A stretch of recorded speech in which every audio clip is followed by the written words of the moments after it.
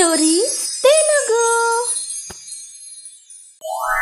మాయా బంగారు మామిడి. ఓం జయలక్ష్మీ మాతా తల్లి, జయలక్ష్మీ మాతా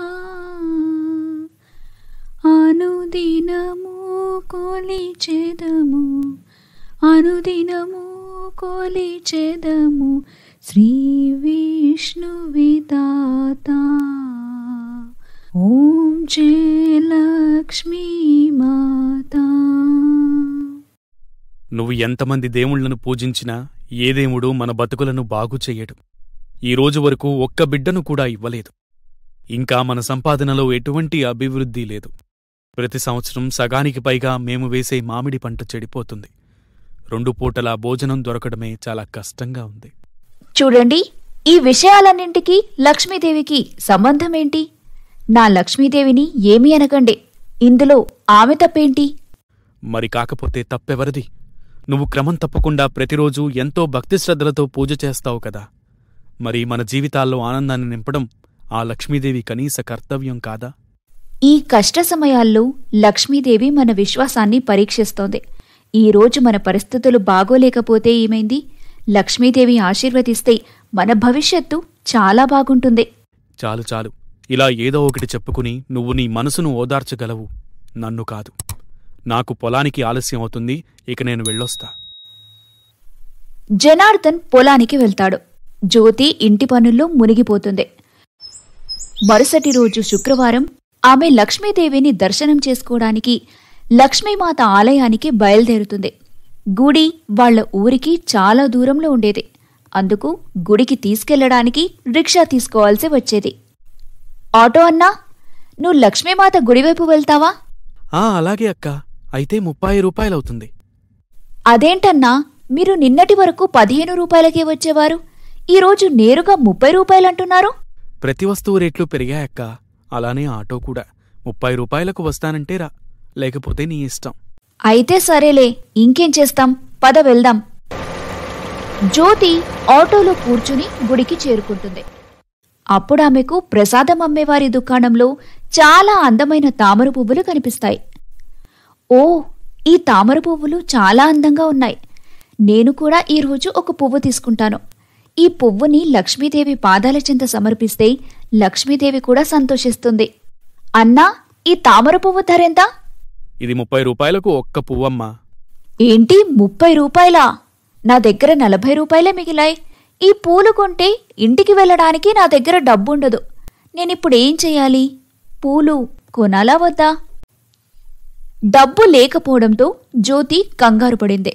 అయితే కొంతసేపు ఆలోచించి ఆ పువ్వును లక్ష్మీదేవి కోసం కొంటుంది. ఇక ఆలయంలో లక్ష్మీదేవి దర్శనం తర్వాత ఆ పువ్వును లక్ష్మీదేవి పాదాల వద్ద ఉంచుతుంది. తల్లి లక్ష్మీదేవి, ఇప్పుడైనా నీ భక్తురాలి బాధను తీర్చు తల్లి, నా కడుపు పండించు. ప్రతిసారి నేను నీ దగ్గరకు ఇదే ఆశతో వస్తాను. నేను కూడా అమ్మయ్య భాగ్యం కలిగించు తల్లి. అమ్మా లక్ష్మీదేవి, ఈసారి నా ఒడి నిండుగా పిల్లలుండేలా నన్ను ఆశీర్వదించు. జ్యోతి ఇలా అనగానే ఒక చిన్న మూట ఆమె ఒడిలో పడింది. అప్పుడు పంతులు జ్యోతితో ఇలా అంటాడు, ఈసారి మీ కోరికలు తప్పకుండా నెరవేరుతాయనిపిస్తుంది. ఇప్పుడు సాక్షాత్తు లక్ష్మీదేవి తన ఆశీస్సులు ఇచ్చింది. పంతులు మాటలు విని జ్యోతిమొహంలో చిరునవ్వు వచ్చింది. లక్ష్మీదేవికి కృతజ్ఞతలు తెలిపి ఆమె తన ఇంటికి బయలుదేరింది. కాని తన వద్ద డబ్బు తక్కువ ఉండటంతో ఎవరూ ఆటోలో ఎక్కనివ్వలేదు. దీంతో కాలినడకన తన ఇంటికి చేరుకోవాల్సొచ్చింది. జ్యోతి, ఏమైంది?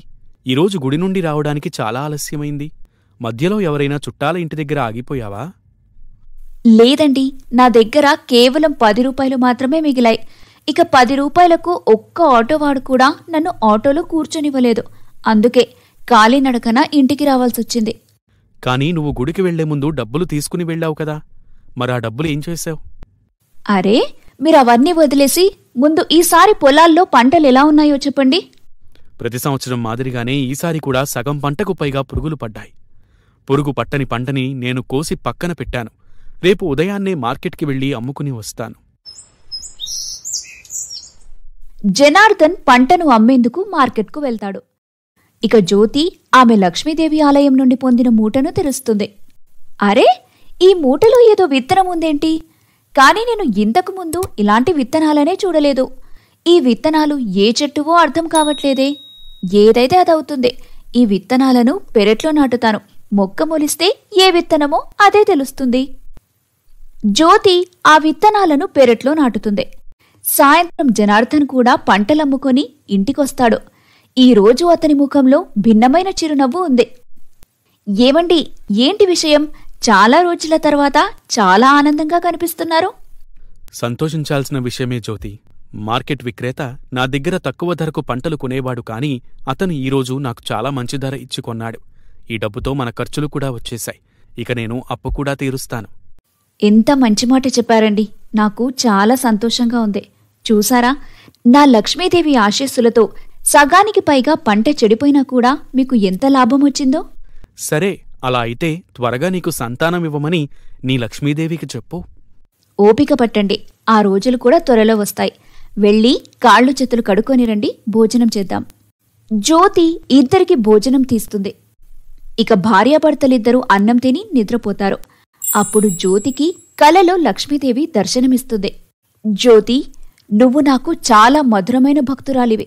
అందుకు నేను నీకు ఆశీర్వాదంగా మాయా మామిడి గింజలు ఇచ్చాను. రేపు నీ పెరట్లో ఒక దివ్యమైన మామిడి వృక్షం మొలుస్తుంది. మొదటగా తెంపిన మామిడిని మీ ఇంటి పూజ గదిలో ప్రసాదంగా సమర్పించు. రెండో మామిడి పండును నువ్వు తిను. నా ప్రియభక్తురాలు, నువ్వు త్వరలోనే ఆరోగ్యకరమైన బిడ్డకు జన్మనివ్వాలని, ఇంకా ఇన్నాళ్లకు తల్లి కావాలనే నీ కోరిక నెరవేరాలని నేను నిన్ను ఆశీర్వదిస్తున్నాను. ఇలా అనగానే జ్యోతి కళ్ళల్లోంచి లక్ష్మీదేవి మాయమైపోతుంది. అప్పుడే జ్యోతి కంగారుగా నిద్రలోంచి లేస్తుంది. అప్పటికే తెల్లవారిపోతుంది. అప్పుడామెకు తన కలలో లక్ష్మీదేవి చెప్పిన మాటలు గుర్తుకొస్తాయి. ఆమె వెంటనే తన పెరట్లోకి వెళ్లి చూస్తుంది. అప్పుడామెకు పెరట్లో చాలా అందమైన మామిడి చెట్టు ఒకటి కనిపిస్తుంది. త్వరగా స్నానం చేసి చెట్టు నుండి కోసిన మొదటి మామిడిని లక్ష్మీదేవికి సమర్పించి రెండవసారి కోసిన మామిడిని తను తింటుంది. ఈ విషయాన్ని ఆమె భర్త జనార్దన్కి చెప్పినప్పుడు రాత్రికి రాత్రే మొలిచే మామిడి చెట్టును చూసి జనార్దన్ కూడా లక్ష్మీదేవి యొక్క అద్భుతాన్ని నమ్మాల్సి వస్తుంది. కొన్ని రోజుల తర్వాత జ్యోతి ఆరోగ్యం ఒక్కసారిగా క్షీణించడంతో జనార్దన్ ఆమెను ఆసుపత్రికి తీసుకెళ్తాడు. కంగ్రాచులేషన్స్, మీరు తల్లి కాబోతున్నారు. డాక్టర్ మాటలని విన్న జ్యోతి జనార్దన్లు ఎంతో సంతోషపడతారు. వారు వెంటనే లక్ష్మీదేవి గుడికి వెళ్లి కృతజ్ఞతలు తెలిపారు. జ్యోతిని ప్రెగ్నెన్సీ సమయంలో జనార్దన్ చాలా జాగ్రత్తగా చూసుకుంటూ ఉంటాడు. అలా రోజులు గడిచిపోతాయి. జ్యోతికి 8 నెలలు నిండుతాయి. జ్యోతి, ఊరిలో ఉన్న మా మేనత్త నుండి ఫోనొచ్చింది. అత్తకి ఆరోగ్యం బాగోలేదంట. నేనొకసారి ఊరు వెళ్లి చూసి వస్తాను. సాయంత్రంలోపు తిరిగి వస్తాను. నువ్వు జాగ్రత్తగా ఉండు. జనార్దన్ అనారోగ్యంతో ఉన్న తన అత్త ఊరికి వెళ్తాడు. అతను ఆమెను చూసి తన యోగక్షేమాలు తెలుసుకుని తిరిగి వస్తుండగా రోడ్డుపై పరిగెడుతున్న ఒక చిన్న అబ్బాయిని గమనించాడు. ఎదురుగా వేగంగా వస్తున్న కారును చూస్తాడు. కారు నుంచి అబ్బాయిని తప్పించేందుకు వెనక నుంచి తోసేస్తాడు. అంతలో జనార్దన్ను కారు ఢీకొంది. అతను నేరుగా వెళ్లి నేలపై పడతాడు. చుట్టుపక్కలున్న కొందరు అతన్ని అలాంటి స్థితిలో చూసి హాస్పిటల్కి తీసుకెళ్తారు. మీరు అతని మొబైల్లో నుంచి కాంటాక్ట్ నెంబర్ తీసి అతని ఫ్యామిలీకి తెలియజేయండి. అతని తలకు చాలా లోతైన గాయాలు తగిలాయి, కాబట్టి మేమతనికి ఆపరేషన్ చేయాల్సి ఉంటుంది. హాస్పిటల్ వారు జ్యోతికి కాల్ చేసి విషయం చెప్తారు. ఈ వార్త విన్న జ్యోతి పరుగు పరుగున ఆసుపత్రికి చేరుకుంటుంది. డాక్టర్, ఏమైంది నా భర్తకు?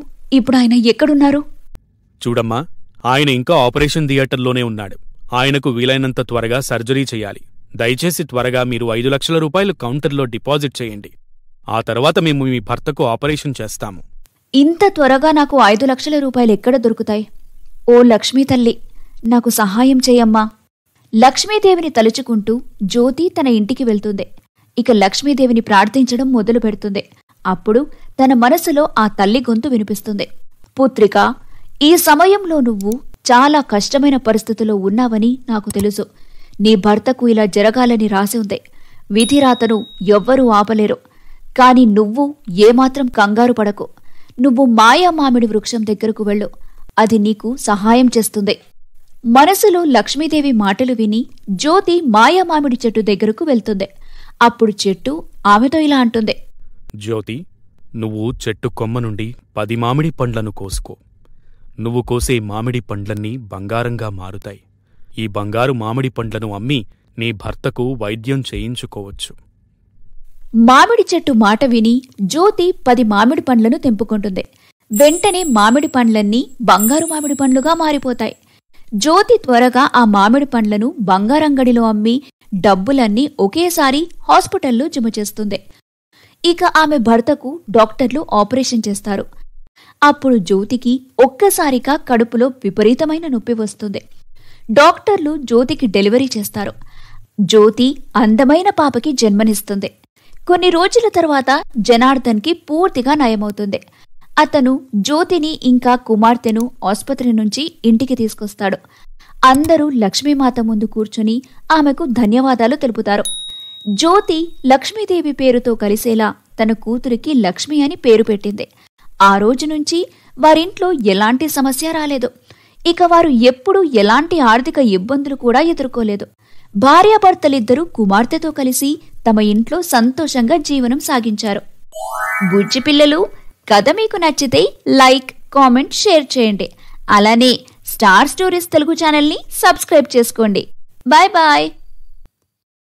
మాయా 3 గులాబీల ఇల్లు. ఒకానొకప్పుడు ఒక చిన్న గ్రామంలో అనురాధ తన 2 చెల్లెళ్ళు రూప, నీలిమలతో కలిసి ఉండేది. ఆ 3 అక్కా చెల్లెళ్ళు అనాథలు. వారి వెనుక ముందు ఎవరూ లేరు. అనురాధ 2 చెల్లెళ్లను ఎలాగోలా పోషించేది. ఇలా వారి రోజులు పేదరికంలో గడిచిపోతూ ఉండగా ఒకరోజు, రూపా, నీలిమ, ఎక్కడున్నారు బుజ్జి? మీరిద్దరూ త్వరగా నా దగ్గరకు రండిరా, మీకు ఒక శుభవార్త చెప్పాలి. ఏమైందక్కా, నువ్వు ఈరోజు చాలా సంతోషంగా కనిపిస్తున్నావు. ఏమనుకున్నావు మరి? నేను చెప్పబోయే విషయం అలాంటిది. మరి అదేదో తొందరగా చెప్పు. నాకు ఫ్యాక్టరీలో ఉద్యోగం వచ్చింది. మంచి జీతం కూడా ఇస్తారా బుజ్జి. ఈ శుభవార్త ముందు మీతోనే చెప్పాలని వచ్చాను. ఇక మీదట మన జీవితాలు మారుతాయి. మీ ఇద్దరిని రేపటి నుంచి స్కూలుకి పంపాలని నిర్ణయించుకున్నా. ఎందుకంటే నా చెల్లెళ్ళు నాలాగా చదువుకోని వారు కావడం నాకిష్టం లేదు. అవునా అక్క, చాలా మంచి విషయం చెప్పావు. మేము కష్టపడి చదువుకుంటామక్కా. నాకు చాలా సంతోషంగా ఉందక్కా. ఇక నుంచి మేం కూడా స్కూల్కి వెళ్తాము. థ్యాంక్ యూ సో మచ్ అక్కా. ఆ విధంగా 3 అక్కా చెల్లెళ్ళు కలిసి సంతోషంగా ఉండేవారు. ఒకరోజు 3 అక్కా చెల్లెళ్ళు బజారు నుంచి తిరిగి వస్తుండగా అనురాధకు రోడ్డు మీద ఒక కుందేలు పిల్ల కనిపించింది. ఆ కుందేలు గాయపడి ఉంది.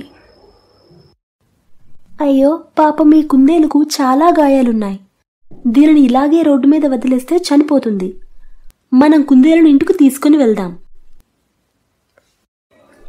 అవునక్క, నేను అదే ఆలోచిస్తున్నాను. పాపం, తీసుకుని పోదాం. అనుకున్న ప్రకారం వారు 3 ఆ కుందేలును ఇంటికి తీసుకువస్తారు. కుందేలు గాయానికి కట్టుకట్టిన తర్వాత తినడానికి ఆహారం కూడా ఇస్తారు. 3 అక్కా చెల్లెళ్ళు మంచి సేవ చేయడంతో కుందేలుకు నెమ్మదిగా నయమవుతుంది. కుందేలు బాగా గెంతులేస్తూ ఆటలాడుతూ ఉంటుంది. ఇలా గడుస్తూ ఉండగా ఒకరోజు రూప కుందేలుకు ఆహారమిస్తుంది. అది తిన్న తర్వాత ఇంటి నుంచి బయటకు వెళ్తుంది. అక్కా, కుందేలు బయటికి వెళ్తోంది, దాన్నాపు. కుందేలును వెళ్ళనివ్వు రూపా, అది తన ఇంటికి వెళ్తుంది. ఇది తన ఇల్లు కాదు కదా, కనుక మనం కుందేలును బందీ చేయలేము. సరే అక్కా. అదే రోజు సాయంత్రం 3 అక్కా చెల్లెళ్ళు కూర్చొని టీ తాగుతూ ఉంటారు. అప్పుడే ఆ కుందేలు మళ్లీ వాళ్ళ ఇంటికి వచ్చింది. అనురాధ కుందేలుకు క్యారెట్ ఇస్తుంది. మళ్లీ కుందేలు అక్కడ్నుంచి వెళ్లసాగింది. కాని ఈసారి అది 3 అక్కా చెల్లెళ్లను వెంట రమ్మన్నట్టుగా నడుస్తూ ఉంది.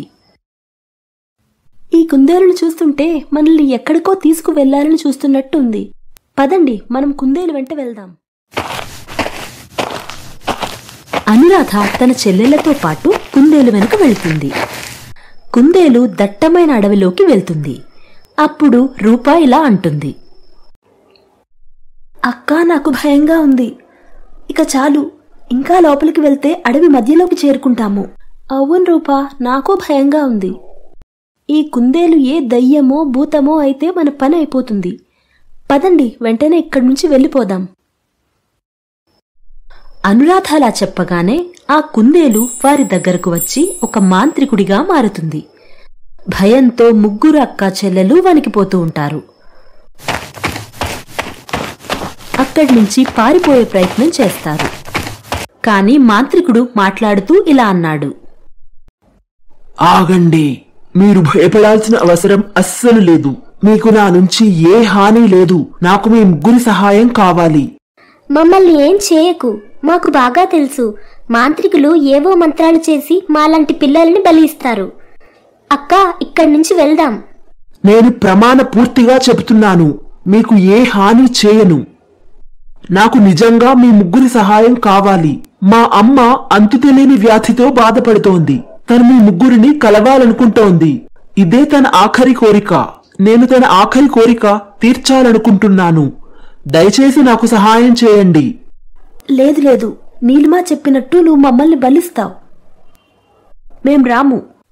బుజ్జి చెల్లెలు, ఒకవేళ ఈ మాంత్రికుడు చెప్పేది నిజమే అయితే మనం తప్పకుండా వెళ్ళాలి. కాని అక్క, ఇతన్ని మనం ఎలా నమ్మగలం? నన్ను నమ్మండి, ఏ వ్యక్తి తన తల్లి గురించి అలాంటి అబద్ధం చెప్పలేడు. మాంత్రికుడా, మీరు పదండి, మేము మీ వెనుక వస్తాము.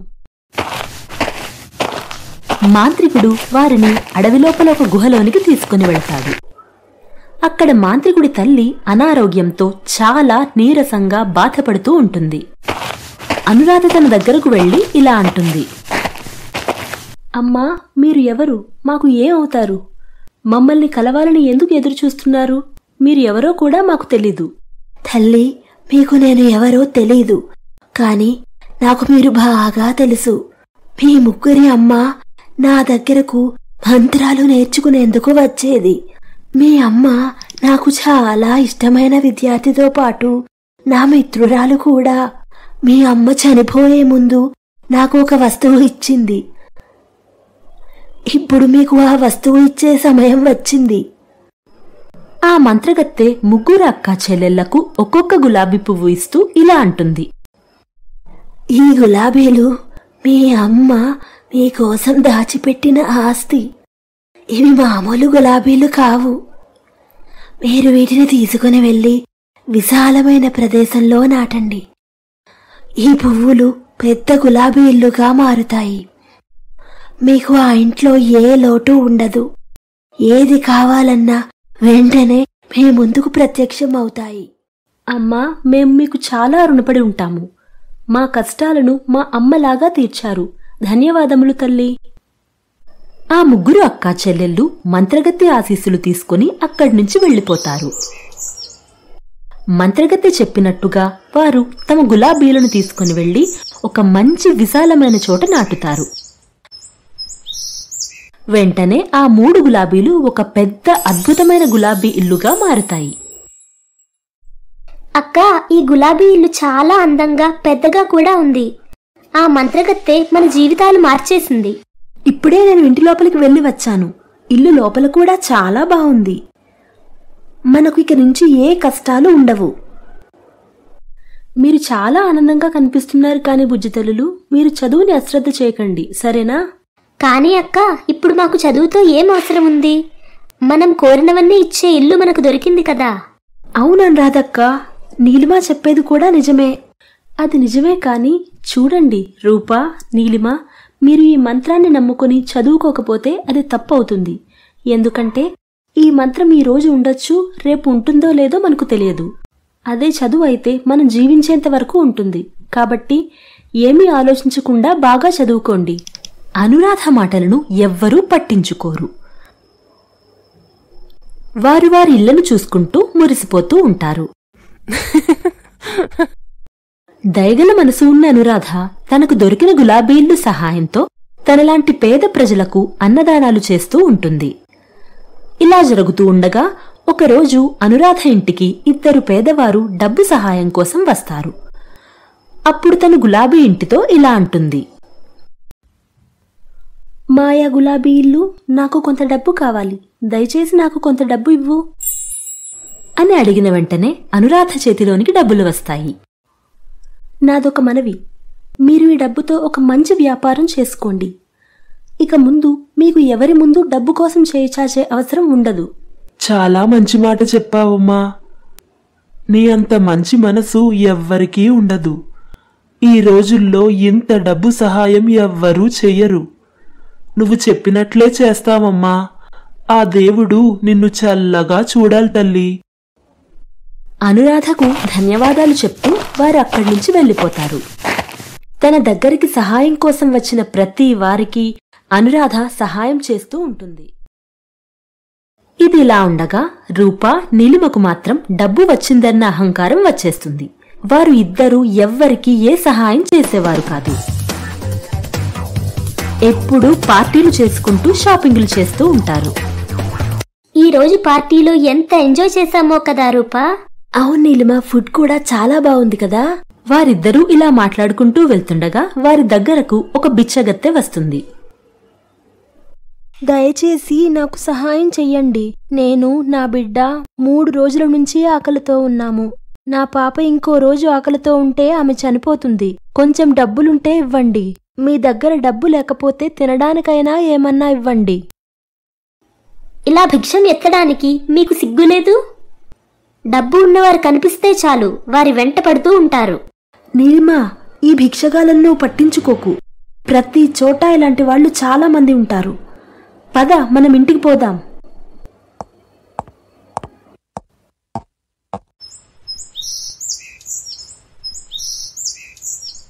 నీలిమా, నేనెప్పుడూ నీకు డబ్బుల కొరత పెట్టలేదు. నువ్వు అడిగిన దానికంటే ఎక్కువ డబ్బు ఇచ్చాను. కాని నువ్వు ఎందుకు ఆ పేదవారికి డబ్బు ఇవ్వడానికి నిరాకరించావు? ఈ ప్రశ్నించడానికి నువ్వెవరు? నువ్వు ఒక ఇల్లు మాత్రమే. నేను నీ యజమానిని. ఈ మాట ఎప్పుడూ మర్చిపోకు. నీలిమ అలా అనగానే ఆ అందమైన గులాబీ ఇల్లు అక్కడి నుంచి మాయమైపోతుంది. ఇక నీలిమ బిచ్చగత్తెలాగా మారిపోతుంది. ఇలాగే రూపకు కూడా జరుగుతుంది. దీని తరువాత చెల్లెళ్ళిద్దరూ అనురాధ గులాబీ ఇంట్లోకి ప్రవేశించడానికి ప్రయత్నిస్తారు. కాని వారికి కరెంట్ షాక్ కొడుతుంది. వారు దూరంగా పడిపోతారు. ఈ గులాబీ ఇల్లు మనల్ని లోపలికి రానివ్వడం లేదు. అక్కనే బయటికి పిలవాల్సి వస్తుంది. అవును రూపా, నువ్వు చెప్పినట్టే చేద్దాం. అనురాధక్కా, అనురాధక్కా, బయటికి రా అంటూ ఇద్దరూ అరవసాగారు.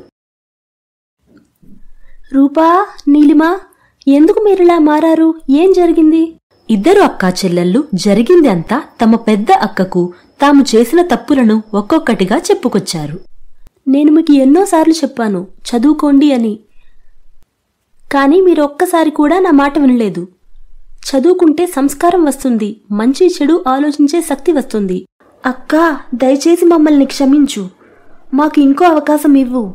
అయితే సరే, మీ ఇద్దరికీ ఇప్పుడైనా బుద్ధి వచ్చింది. మీ తప్పు మీరు తెలుసుకున్నారు. ఇక రండి లోపలికి. అనురాధ తన చెల్లెళ్లను తన గులాబీ ఇంట్లోకి తీసుకుని వెళ్తుంది. అప్పటి నుంచి అనురాధ తన చెల్లెళ్లకు మంచి చెడును నేర్పిస్తూ వారితో దాన ధర్మాలు చేయిస్తూ వారిని కూడా మంచి మనుషులుగా మార్చుతుంది. కథలోని నీతి ఏంటంటే, ఏ వస్తువైనా మనుషులైనా ఉన్నప్పుడు మనకు వాటి విలువ అర్థం కాదు. అవి పోయిన తర్వాతే వాటి విలువను మనం తెలుసుకుంటాము. బుజ్జి పిల్లలు, ఈ కథ మీకు నచ్చినట్లయితే మన ఛానల్ని లైక్, కామెంట్ అండ్ సబ్స్క్రైబ్ చేయడం మర్చిపోకండి. మాయా 3 బొమ్మలు. ఈ కథ హేమ అనే అమ్మాయిది. వారిది చాలా పేద కుటుంబం. ఆమె తన అక్క సుష్మ, తల్లి మనోరమతో కలిసి ఒక సాధారణ మట్టి ఇంట్లో నివసించేది. హేమ పుట్టిన వెంటనే తండ్రి చనిపోయాడు. అప్పటి నుంచి హేమ అక్క, తల్లి కూలీ పనులు చేస్తూ ఇంటిని నడుపుతున్నారు. వారు హేమను మంచి స్కూల్లో చదివించాలని చాలా కష్టపడేవారు. కానీ తన క్లాస్ పిల్లలు ఆకర్షణీయమైన వస్తువులు స్కూల్కి తీసుకుని వచ్చినప్పుడు అవి చూసిన హేమకు కూడా ఆ వస్తువులు కావాలనిపించేది. అలా ఒకరోజు హేమ స్కూల్లో లంచ్ టైం అయింది. ఆమె ఫ్రెండ్ ప్రియా ఇలా అంటుంది, హే గాయ్స్, మీకు తెలుసా మా నాన్న నా కోసం సింగపూర్ నుండి చాలా అందమైన బొమ్మను తీసుకొచ్చారు. ఆగండి, మీకు చూపిస్తా. అప్పుడక్కడ నిలబడి ఉన్న ప్రియ స్నేహితుల్లో ఒక స్నేహితురాలు ఇలా అంటుంది, నిజమా? మా నాన్న కూడా నా కోసం అందమైన బొమ్మ తెచ్చారు, కానీ నేను ఆ బొమ్మని టీచర్ కు భయపడి క్లాస్ కి తీసుకురాలేదు. మీ నాన్న ఎలాంటి బొమ్మ తెచ్చాడో చూపించు ప్రియా. సరే చూపిస్తాను, కానీ మీరెవ్వరూ టీచర్తో ఈ విషయం చెప్పకూడదు. అక్కడ నిలబడి ఉన్న హేమ కూడా వారి మాటలను వింటూ ఉంది. అప్పుడే ప్రియా తన బ్యాగ్ లో నుంచి ఒక అందమైన బొమ్మ తీస్తుంది. ఆ బొమ్మని చూసి హేమ ఆమె ఫ్రెండ్స్ ఆశ్చర్యపోతారు. హేమ ప్రియాతో ఇలా అంటుంది, వావ్ ప్రియా, నీ బొమ్మ ఎంత అందంగా ఉంది. ఒకసారి ఆలోచించండి, నా ఈ ఒక్క బొమ్మ మీకు ఇంత నచ్చితే మీరు నా దగ్గరున్న వేరే బొమ్మల్ని చూస్తే ఏమంటారో? ప్రియా ప్లీజ్, ఒక్కసారి నీ బొమ్మ నాకు ఇవ్వవా? ఆడుకొని ఇచ్చేస్తాను. అమ్మా నేనివ్వను. నీకేమైనా పిచ్చా? ఈ బొమ్మ చాలా ఖరీదైంది. ఈ బొమ్మకేదైనా అయితే అమ్మ నన్ను చాలా తిడుతుంది. అమ్మకు తెలియకుండా స్కూల్కి తీసుకొచ్చాను. ఇలా అంటూ ప్రియా బొమ్మను బ్యాగ్ లోపల పెట్టుకుంటుంది. ఆ రోజు స్కూల్ తొందరగా వదలటంతో హేమ బాధగా ఇంటికి వెళ్తుంది. ఆమెను బాధగా చూసిన తన పెద్దక్క సుష్మ ఇలా అంటుంది, ఏమైంది హేమ, నువ్వెందుకు బాధగా ఉన్నావు? స్కూల్లో ఎవరైనా ఏమైనా అన్నారా? అలా ఏం లేదక్క, స్కూల్లో ఎవ్వరేమనలేదు. కానీ అక్క, నాకు మంచి బట్టలు, ఖరీదైన బొమ్మలు కావాలి. మా క్లాస్లో అందరమ్మాయిలు ఖరీదైన బొమ్మలు తీసుకొని వస్తారు.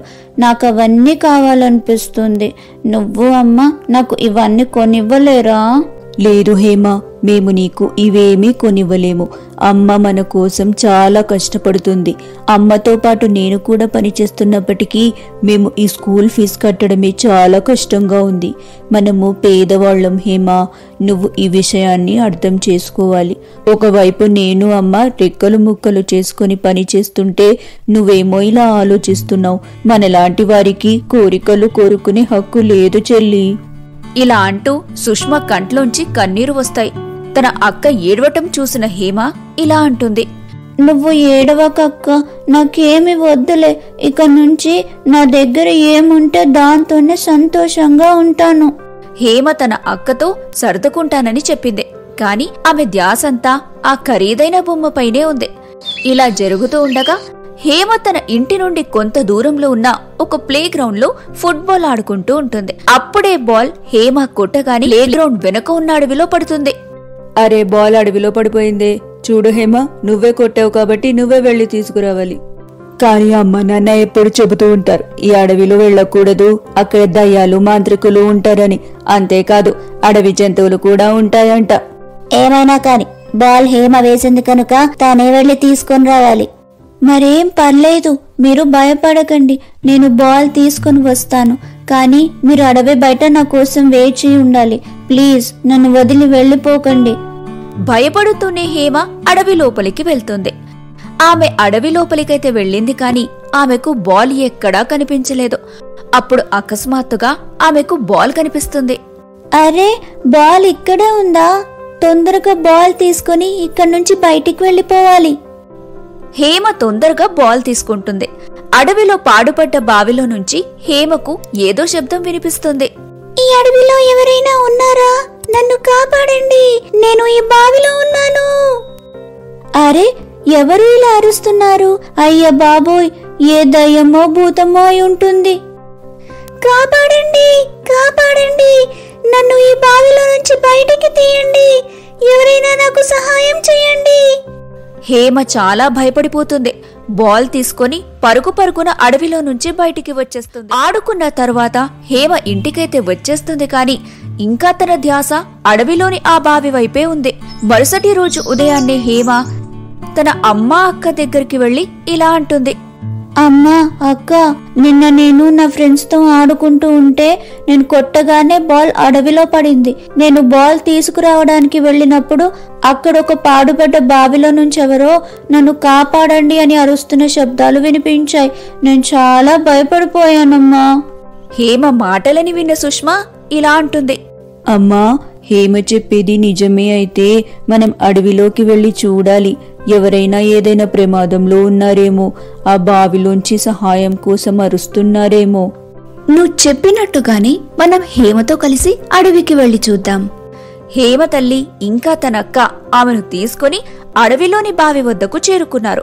అక్కడికి చేరుకోగానే నిజంగానే వారికి ఒక పాడుపడ్డ బావి కనిపించింది. వారికి కూడా బావి నుండి అదే శబ్దం వినిపిస్తుంది. ఎవరైనా కాపాడండి, ప్లీజ్ నన్ను కాపాడండి, నేనిక్కడ ఇరుక్కుపోయాను. అరే, నిజంగానే బావిలోంచి ఎవరో సహాయం కోసం అరుస్తున్నారే, ఇప్పుడు ఏం చేయాలి? ఆ శబ్దాన్ని విన్న సుష్మా గట్టిగా అరుస్తూ ఇలా అంటుంది. ఈ బావి లోపల ఎవరున్నారు? మేము మీకు ఎలా సహాయపడగలము? నన్ను కాపాడేందుకు మీరు ఈ బావిలో ఒక చిన్న రాయి వేస్తే చాలు, ప్లీజ్ నన్ను కాపాడండి. అలాగే వేస్తాను, కానీ మీరు బయటికి వచ్చాక మాకేమైనా హాని కలిగిస్తే? లేదు లేదు, నేనలా చేయను, మీరు ఏమీ భయపడకండి. ఇక వెంటనే సుష్మా బావి లోపలికి రాయి విసిరింది. ఆమె రాయి వేయగానే బావి లోపలి నుండి చాలా అందమైన చిలుక బయటికి వచ్చింది. చిలుకను చూసిన తల్లి కూతుర్లు ఆశ్చర్యపోతారు.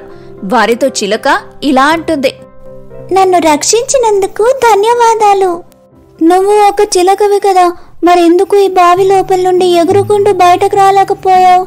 ఈ అడవిలో నివసిస్తున్న ఒక భయంకరమైన మాంత్రికుడు తన ఆత్మను బలవంతంగా నాలో దాచి నన్ను ఈ బావిలో బంధించాడు.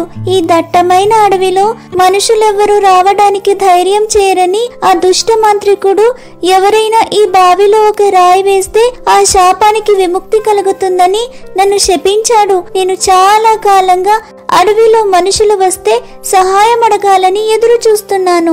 నిన్న హేమ ఇక్కడికి వచ్చింది. మీరు నా ప్రాణాలు కాపాడారు. మీకోసం నేను ఏమైనా చేయాలనుకుంటున్నాను. చెప్పండి, మీకేం కావాలి? చిలుక మాటలు విని వారంతా చాలా సంతోషించారు. హేమ చిలుకతో ఇలా అంటుంది. నువ్వు నాకు ఒక అందమైన బొమ్మను ఇవ్వగలవా?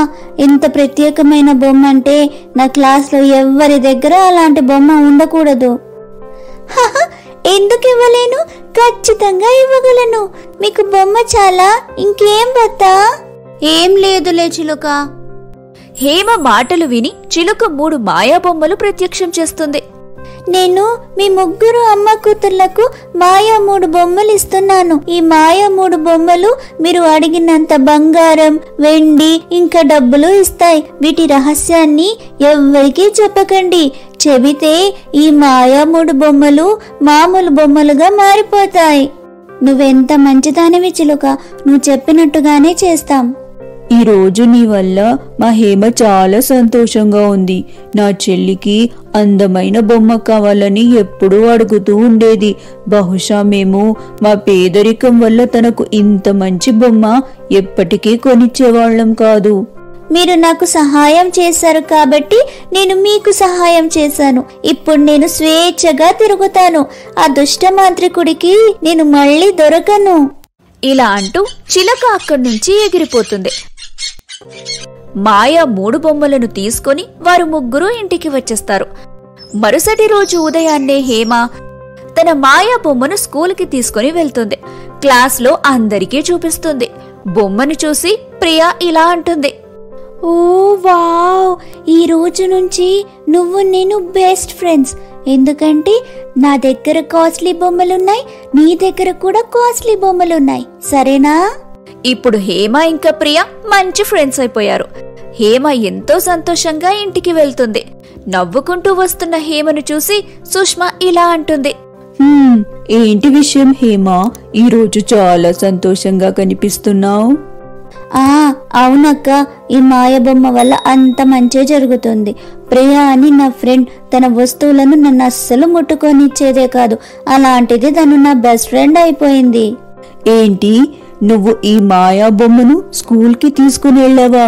హేమా, ఇంకెప్పుడలా చేయకు, ఎందుకంటే నీ ఫ్రెండ్స్ నీ నుండి ఈ బొమ్మను లాక్కుంటారు. భయపడకక్క, నేను మా ఫ్రెండ్స్ కు ఎవ్వరికి దీని మాయాశక్తి గురించి చెప్పలేదు. అలా అయితే సరే. అప్పుడే అక్కడికి వారి అమ్మ కూడా వస్తుంది. సుష్మా తన అమ్మతో ఇలా అంటుంది.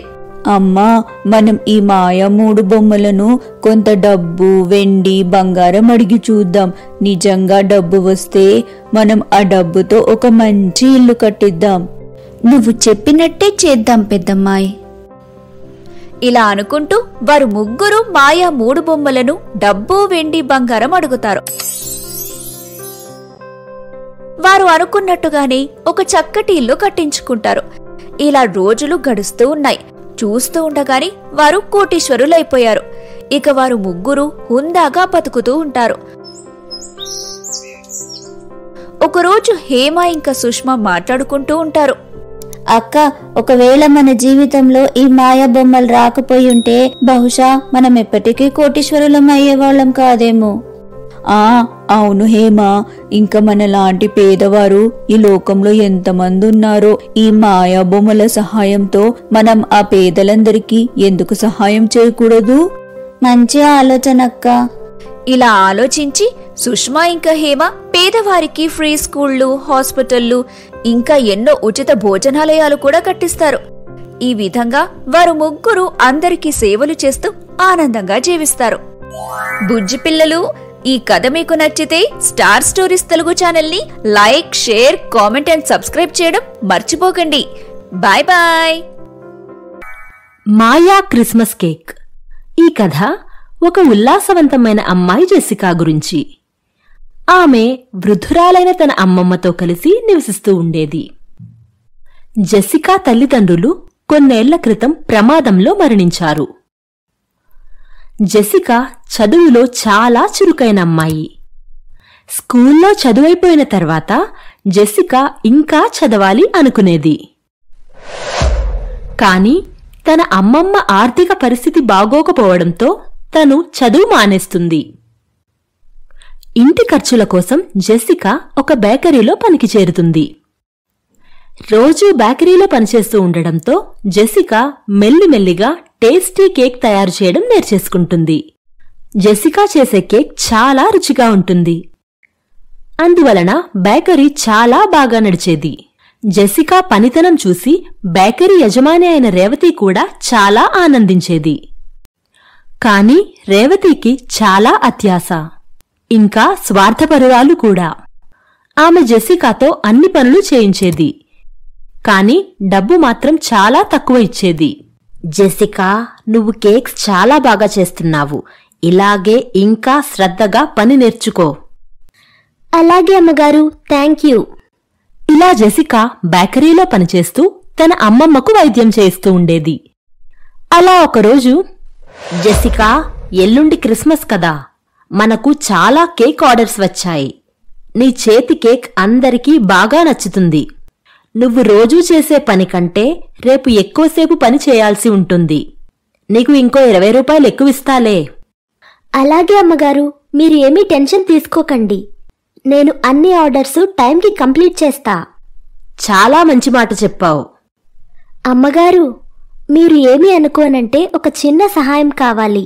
పర్లేదు, చెప్పు. ఎల్లుండి క్రిస్మస్ కదా, నాకు ఒక చిన్న కేక్ ఇవ్వగలరా? నేను మా అమ్మమ్మతో కలిసి కేక్ కట్ చేయాలి అనుకుంటున్నాను. జెసికా మాటలు విని రేవతి మనసులో ఇలా అనుకుంటుంది. వామ్మో, ఇదేంటి ఇలా అంటుంది? ఇప్పుడు దీనికి నేను కేక్ ఇవ్వను అంటే రేపు పనికి రాదేమో. ఏదో ఒకటి చెప్పి మేనేజ్ చేయాలి. అలాగే జెసికా, తీసుకెళ్దువులే. రేవతి అలా అనగానే జెసికా ఎంతో సంతోషించింది. ఆ రోజు రాత్రి జెసికా తన అమ్మమ్మతో ఇలా అంటుంది. అమ్మమ్మ, రేపు నీ కోసం నేను ఒక క్రిస్మస్ కేక్ తీసుకుని వస్తాను. ఈ పేదరికం వల్ల మనం క్రిస్మస్ వేడుకలు ఎప్పుడూ చేసుకోలేదు కదా, అందుకని నేను మా యజమానిని కేక్ ఇవ్వమని అడిగాను. తను చాలా మంచిదమ్మమ్మ. నేను అడగగానే తీసుకుని వెళ్ళు అని చెప్పింది. అవునా నా చిట్టి తల్లి, చూస్తూ ఉండగానే నువ్వు ఎంత పెద్దదానివైపోయావు తల్లి. ఇంటి భారం మొత్తం నువ్వే మోస్తున్నావు. ఇక పడుకో తల్లి, మళ్ళీ రేపు పొద్దున్నే నువ్వు పనిలోకి వెళ్ళాలి కదా. సరే అమ్మమ్మ, నువ్వు కూడా పడుకో. Good night.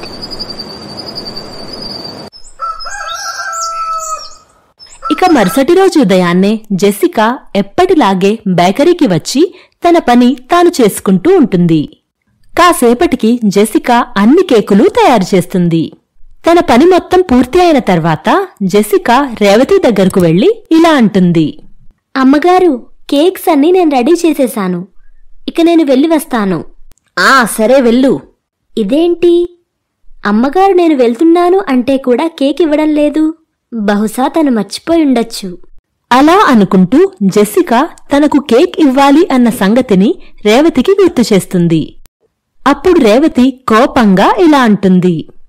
ఏంటి, 800 రూపాయల కేక్ నీకు ఫ్రీగా ఇవ్వాలా? నీకు కేక్ ఇస్తే నాకు నష్టం వస్తుంది.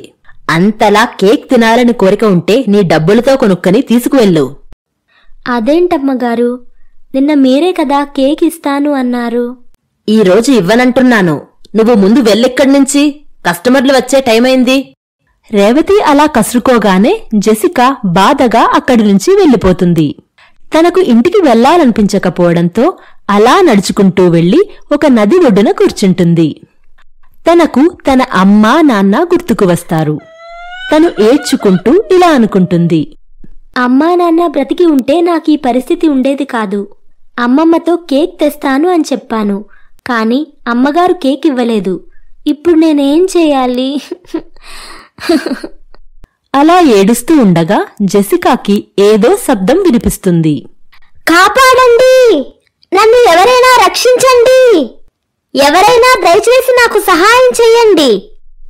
శబ్దం విని జెసికా అటూ ఇటూ చూడటం మొదలుపెడుతుంది. ఇక్కడ ఎవరో ప్రమాదంలో ఉన్నారు. నేను వారిని కాపాడాలి. ఈ శబ్దం అడవిలో నుంచి వస్తుంది. నేను త్వరగా అక్కడికి వెళ్ళాలి. ఇలా ఆలోచిస్తూ జెసికా అడవివైపు వెళ్లసాగింది. అలా కొంత దూరం నడిచిన తర్వాత ఆమెకు ఒక దేవకన్య చెట్టుకు కట్టేసి కనిపిస్తుంది. దేవకన్య సహాయం కోసం ఎదురుచూస్తూ ఉంటుంది. జెసికా త్వరగా దేవకన్య దగ్గరకు వెళ్లి దేవకన్యను విడిపిస్తుంది. జెసికా దేవకన్యతో ఇలా అంటుంది. మీరు ఎవరు? ఇక్కడికి ఎలా వచ్చారు? మిమ్మల్ని ఎవరు ఇలా చెట్టుకు కట్టేశారు?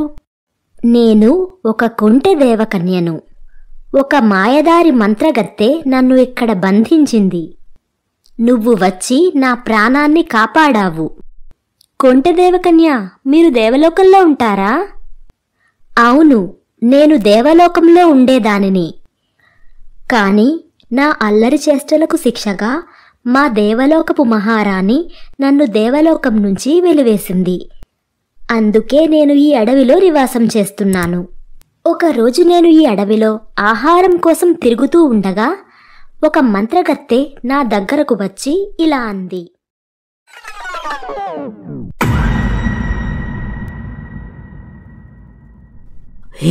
ఆగు, నీకు దొరికిన ఆహారం నాకు ఇచ్చేయ్, లేదంటే నేను నిన్ను బంధించేస్తాను. నీకు నా ఆహారం ఇచ్చేస్తే మరి నేనేం తినాలి? నేను ఇవ్వను. ఇవ్వవా? ఇవ్వవా?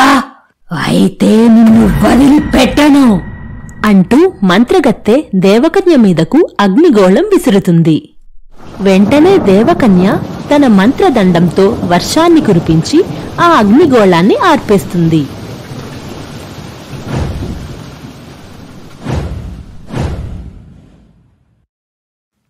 ఏమిటే నీ ధైర్యం?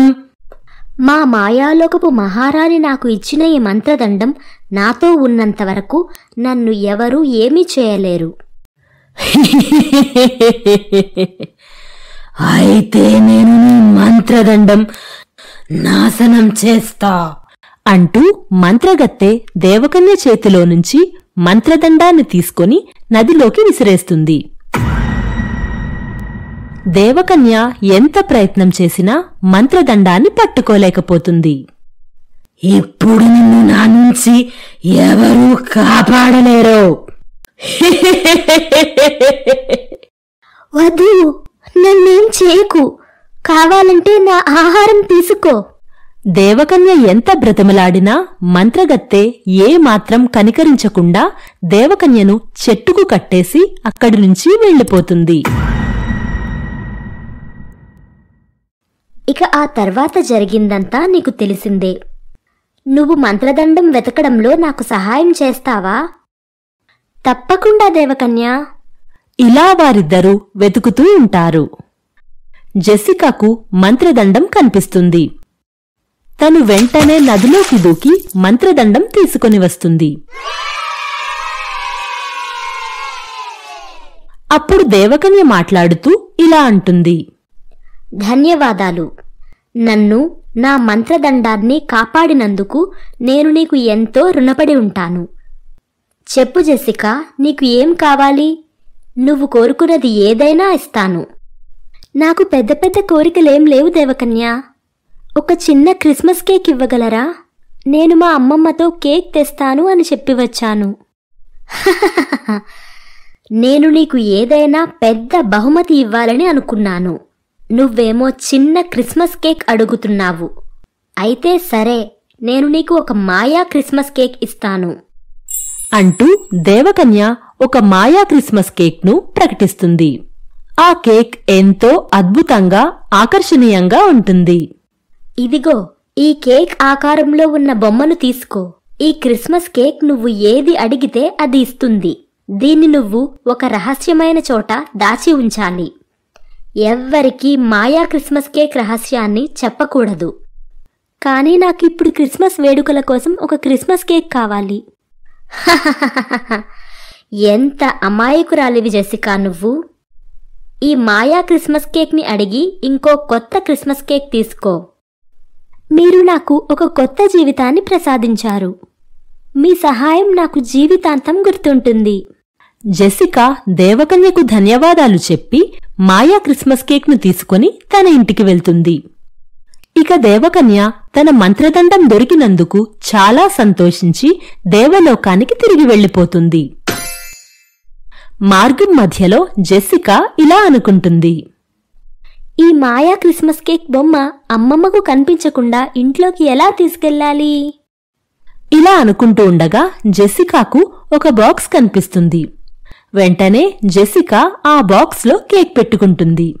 ఆ బాక్స్ తీసుకుని జెసికా నెమ్మదిగా నడుస్తూ వంటగదిలోకి వెళ్తుంది. అమ్మయ్యా, అమ్మమ్మ కేక్ని చూడలేదు. మాయా క్రిస్మస్ కేక్, నాకొక క్రిస్మస్ కేక్ ఇవ్వవా? అలా అనగానే కేక్ ప్రత్యక్షమవుతుంది.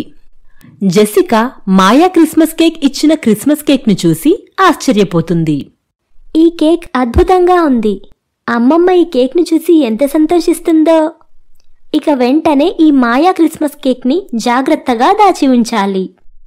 జెసికా మాయా క్రిస్మస్ కేక్ను వంటగదిలో భద్రపరిచి తన అమ్మమ్మ దగ్గరకు క్రిస్మస్ కేక్ను తీసుకొని వెళ్తుంది. కేక్ను చూసి అమ్మమ్మ ఇలా అంటుంది. నా బంగారు తల్లి, నువ్వు చెప్పిన మాట నిలబెట్టుకున్నావు. నా జీవితంలో మొదటిసారి క్రిస్మస్ రోజున కేక్ కట్ చేస్తున్నా. నువ్వు ఇంకా గొప్పగా ఎదగాలి తల్లి. నువ్వు ఇక నుంచి నా కోసం కష్టపడుతూ నా కోసం వంట చేయడం మానేస్తే నేను గొప్పగా ఎదుగుతానే అమ్మమ్మ. ఇలా అనుకుంటూ జెసికా, అమ్మమ్మ నవ్వుకుంటూ కలిసి క్రిస్మస్ వేడుకలు జరుపుకుంటారు. క్రిస్మస్ కేక్ సహాయంతో వారికి ఒక పెద్ద కారు, బంగ్లా, మంచి తిండి, బట్టలు వస్తాయి. వారి జీవితం ఆనందమయం అవుతుంది. జెసికా మాయా క్రిస్మస్ కేక్ సహాయంతో పేద ప్రజలందరికీ తనకు తోచిన సహాయం చేస్తూ ఉంటుంది. అందరికీ merry Christmas and a very happy new year. ఈ కథ మీకు నచ్చితే లైక్, షేర్ మరియు సబ్స్క్రైబ్ చేసుకోండి.